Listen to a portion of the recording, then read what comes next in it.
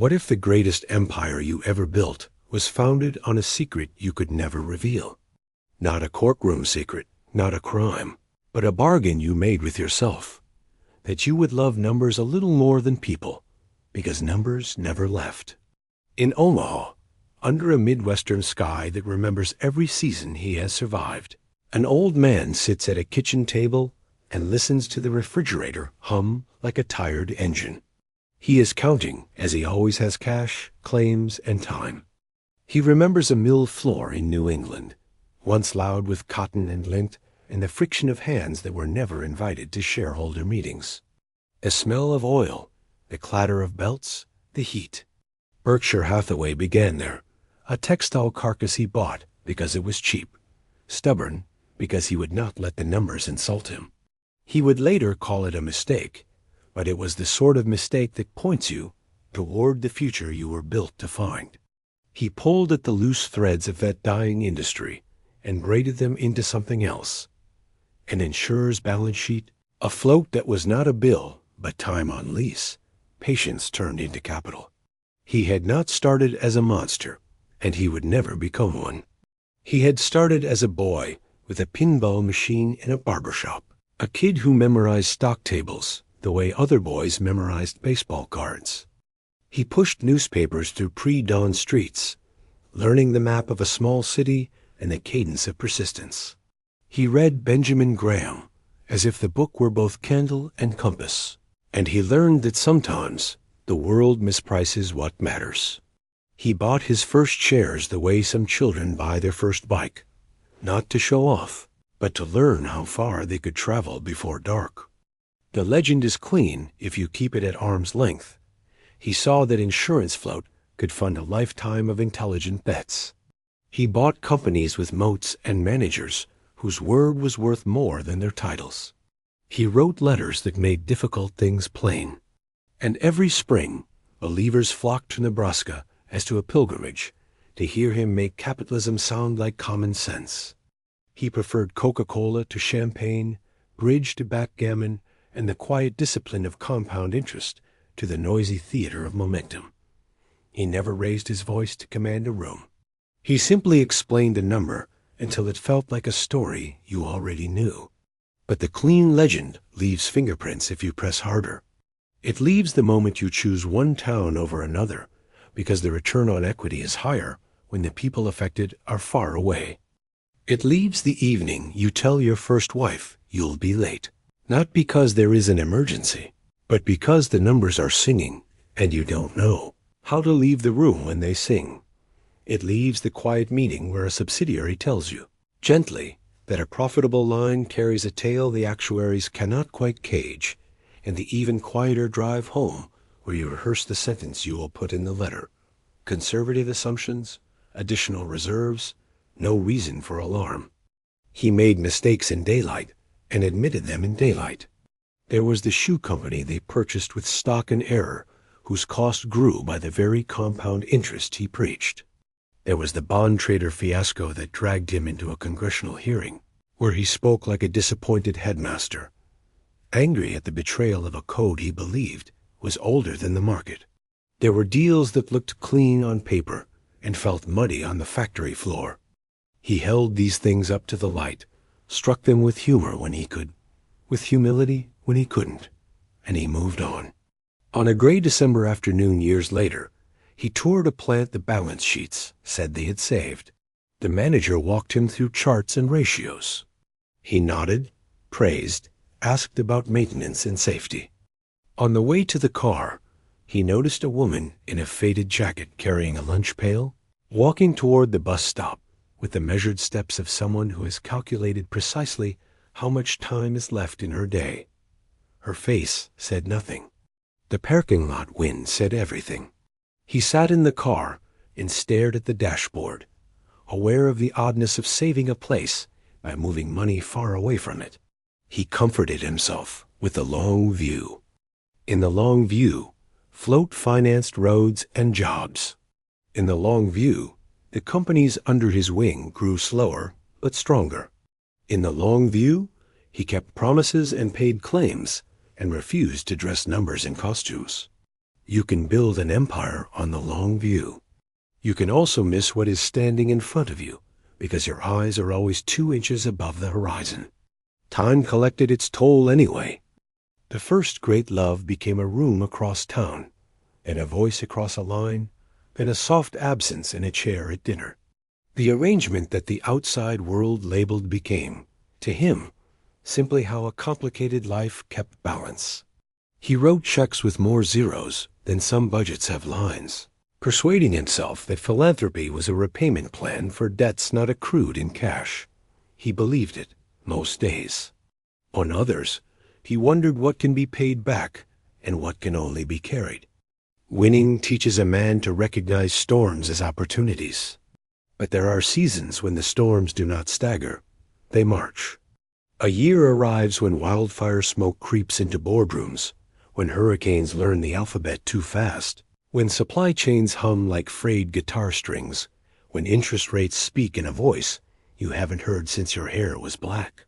Insurance reserves that once slept like calm animals wake and pace. An insurer's poetry is probability. Its prose is capital. He begins to suspect that neither poetry nor prose can outrun climate or time. Then, like a letter that has traveled the world to find you, a cluster of legacy reinsurance treaties opens at last. The clauses are clear, the obligations real. The accountants are careful, the actuaries modest, the lawyers stainless. It is not a crisis. They say it is an adjustment. The adjustment, however, requires a sale. When an empire sells, it is never just about cash. It is about a promise meeting a deadline. He has always said he would never be a forced seller. He reads the numbers and feels, for the first time in decades, the smallest tremor of hurry. He looks at a list of names that live in the company, the way names live in family photographs. There is a railroad that taught him the romance of steel and the logic of tonnage. There is a candy company where he learned that brand is the taste memory refuses to forget. There is an energy network that hums beneath counties, and a constellation of smaller firms that still send him Christmas cards in cursive. He draws a faint pencil line through one of the names. The graphite is barely visible. The feeling is not. The sale will be private, friendly, dignified. It will also be the first drop that proves the roof can leak. He knows the market will call it prudence. The believers will call it discipline. The skeptics will call it confirmation. None of those words will capture the fact that he is choosing which promises to keep and which to delay, and that every choice closes a door he will never open again. Sleep becomes a negotiation. He walks the house, pauses in the doorways he has passed for 40 years, hears the radiator's slow breathing and the humble metronome of a clock. He drafts the letter he will write to the faithful. It must admit the obvious without surrendering to it. It must teach without pretending the teacher is not tired. He remembers the old joke about being greedy when others are fearful, and he wonders whether there is a threshold beyond which the advice becomes cruelty. A longtime partner calls, a man with a drawl and a balance sheet you could shelter in. We can put in more capital if you need it, the voice says. Pride is a door that opens easily when you are young and refuses to budge when you are old. He thanks the man and says he needs time, not help. The line goes quiet, then fills with a story about drought and cattle and what you do when the pond is low. You call. He thanks him again. He knows what he will sell. He does not yet know the cost of selling it. Morning brings press releases. Analysts debate multiples. Commentators reach for old quotes the way parishioners reach for hymns. He keeps his head down and signs documents. In the quiet that follows the signatures, he thinks of that woman with the lunch pail, and of towns whose tax bases bloomed when he moved capital toward them, and withered when he moved capital away. The long view is steady and often kind. It is also cold in the moment you choose. He returns to the kitchen table and lays out, in neat rows, the schedules no one else will see. He adds, subtracts, models, stares. A memory surfaces pinball bells, newspaper ink, A page of stock prices fading into the gray of morning, and he feels strangely like a boy again. Alert, alive, certain that the next move will matter. He breathes in, breathes out, and reaches for the pen. The week after the sale, he walks into the auditorium as if into a church he has known since boyhood. The same corrugated cheer from the crowd, the same local brass band testing a trumpet in the corner, the same paper cups of coffee cooling faster than conversation. But the room has shifted by a few degrees, and he can feel it before he sees it. The jokes land, but softer. The applause rises, but shorter. He smiles anyway, because a smile is a form of stewardship too. He opens with arithmetic, the way a minister opens with scripture-familiar verses, recited not for novelty, but for grounding. He explains the realized losses as if reading weather patterns. This front moved in, this pressure fell, this path proved narrower than our maps suggested. He is clear, almost plain to the point of severity, about the reinsurer's tale and the cost of carrying a promise too long. Questions line up like winter geese. He takes them all, even the ones that sting. A young shareholder steps to the microphone, voice edged with urgency, posture carrying that combination of admiration and dissatisfaction reserved for fathers and founders. "You always told us to be patient," she says. "But were you patient with the people, or only the prices?" He leans forward, not for theatrics, but to hear better. The room holds its breath. He answers as if the question is a ledger entry that belongs on both sides. "Patience that doesn't touch people is just timing," he says. "I have been very good at timing. I am trying to be better at touch." When it ends, the handshakes keep arriving like small obligations. He signs a stack of programs, listens to a man tell him he used to sell encyclopedias door to door, listens to a woman describe her father's railroad job, nods at another man who says, "Thank you for the dividends that paid for my daughter's braces." He wants to hold all of these sentences and set them down in a book titled What Counts, but his arms feel heavier than they used to. A photographer asks for one more shot. He obliges, a little to the left, good, shin up. Later, in the hotel elevator, he watches the digital numbers climb and thinks of all the numbers that only ever go down. He flies east to sit with a regulator who smiles while reminding him that smiles don't balance capital charges. The conversation is professional, the conclusions unremarkable, the implications not. He can keep everything if he raises more, or he can keep his dignity if he lowers his expectations. The door clicks closed behind him, and the corridor's carpet seems suddenly longer. On the flight home, he studies the seatback safety card as if it is an annual report. Race, the diagram says. He does. He returns to the old habit, writing as a way of walking through a storm without getting soaked. The shareholder letter takes a shape that startles even him. The jokes are there, but they are not the skeleton. The skeleton is a sequence of confessions, not dramatic, but exact, where assumptions met reality, where models were right and context was wrong, where prudence looked like pride in a mirror, and he did not recognize the reflection.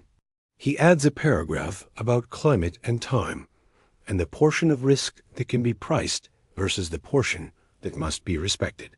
He deletes and reinstates the paragraph 3 times, then leaves it in and goes to bed. Sleep has edges now. He wakes before light and makes coffee, that honest bitterness he refuses to gild with anything sweet. He reads a note from a longtime manager who writes like a rancher and thinks like a philosopher.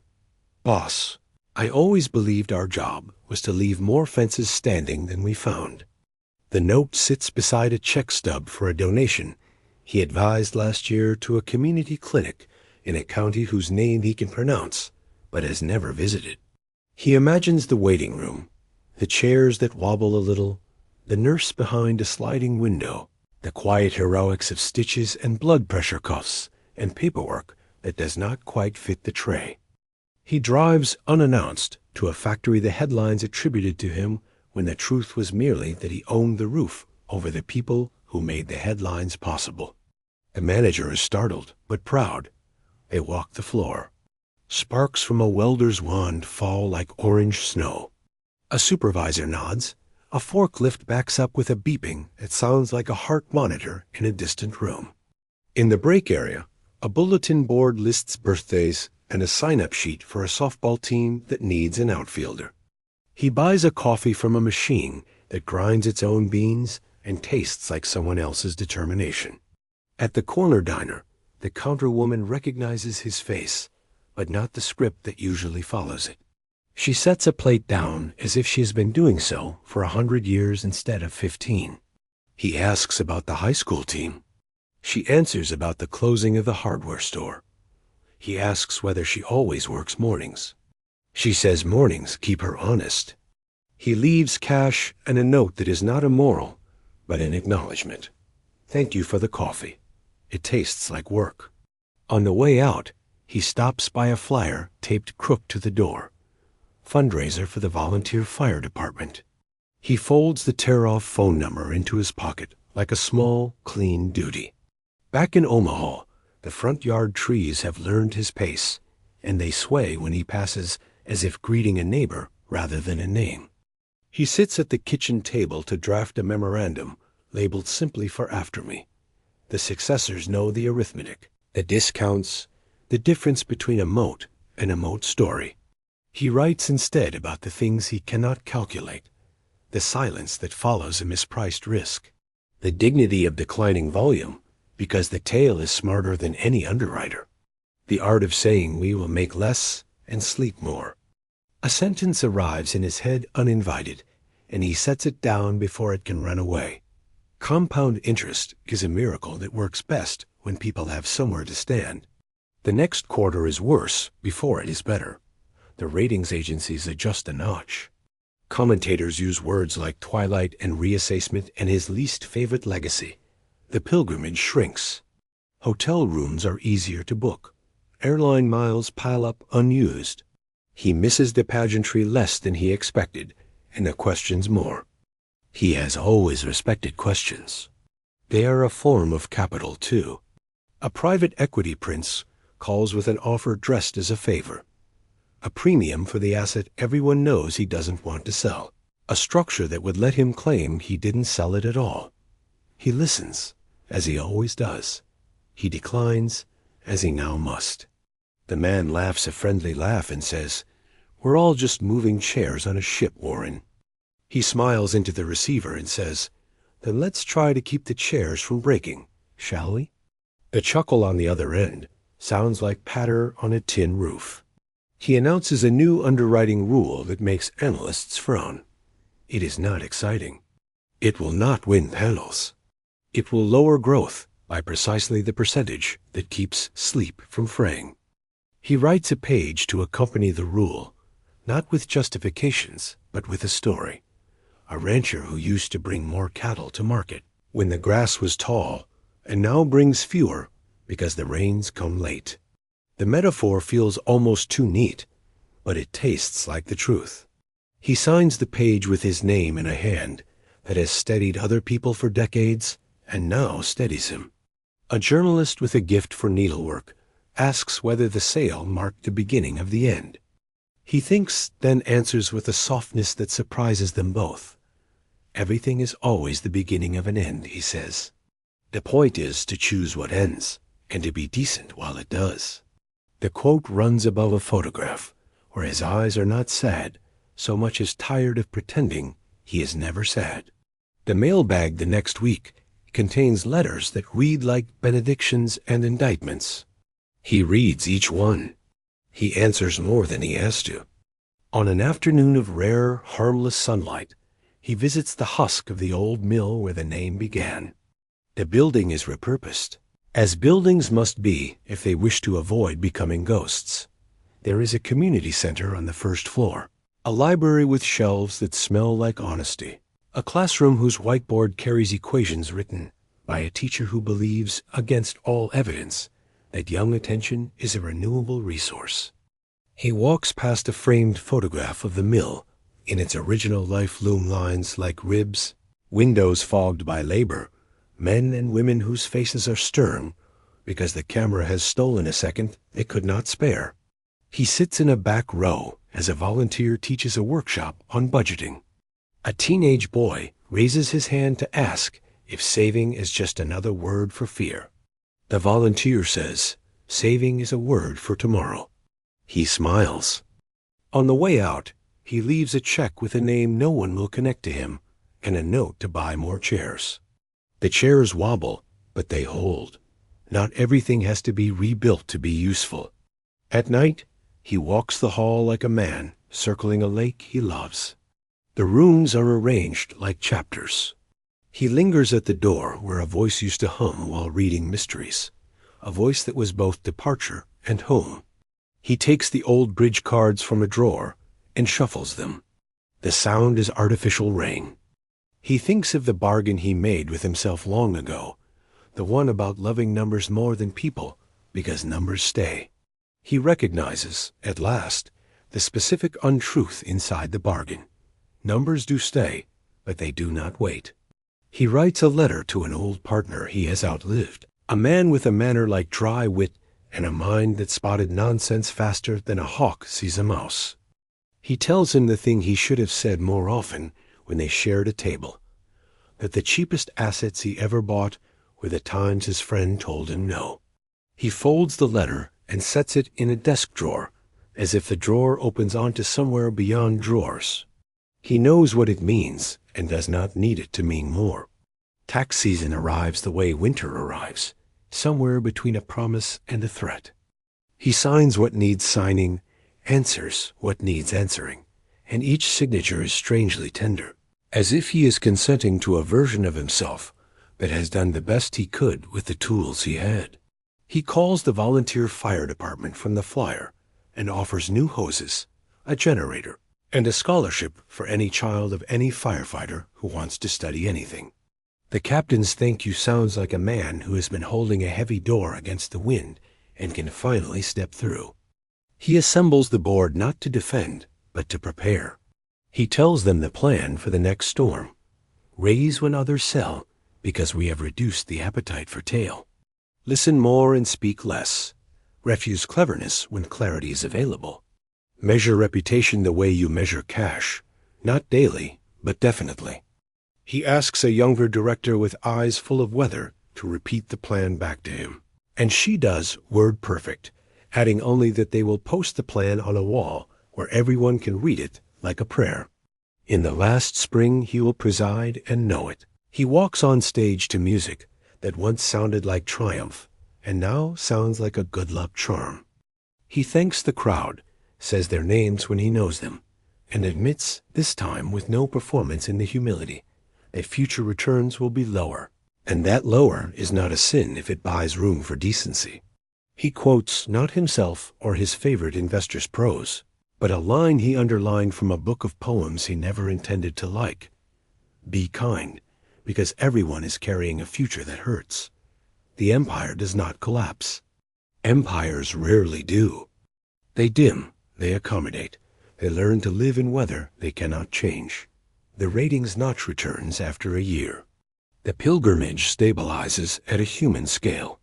The letters come with fewer exclamation points and more paragraphs. He feels himself leaving the center without leaving the room. He is not a myth.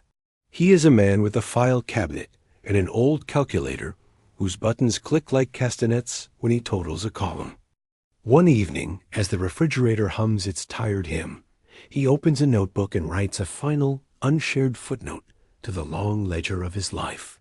He writes that he did, in fact, love numbers, because they told him the truth even when the truth was unpleasant. He writes that he did not always love people in the way they deserved to be loved, not because he despised them, but because he trusted the long view to handle what the close view could not. He writes that the long view is a fine accountant and a poor parent. He closes the notebook, turns off the kitchen light, and stands for a moment in the dark, waiting for his eyes to adjust. Through the window, the streetlights cast their honest cones on the sidewalk. A neighbor walks a dog that stops to consider a patch of grass as if it contains a philosophy. Somewhere in the city, a volunteer fire engine starts and then quiets. A train hums far away, carrying grain and stories. The empire is smaller than it looked from the stage, larger than it looks from the table. It is neither clean nor crooked. It is a ledger with smudged corners and a balance that means something only if you also count the chairs in the community room, the hoses in the truck, the scholarships that pay for a tomorrow to exist. He breathes. He thinks with a gratitude that has no speech in it that some promises are kept by keeping them smaller. In the end, there is no verdict, no gavel, no triumphal exit under confetti that forgets how quickly sweeps are needed. There is a man in a quiet room thinking about the price of secrets and the cost of learning to tell them, about the bargains that build empires and the amends that build a life. He does not absolve himself. He does not condemn himself. He sits with the numbers and the names and the dusk, and when the refrigerator clicks off for a breath-long pause, the silence sounds like an answer he can live with.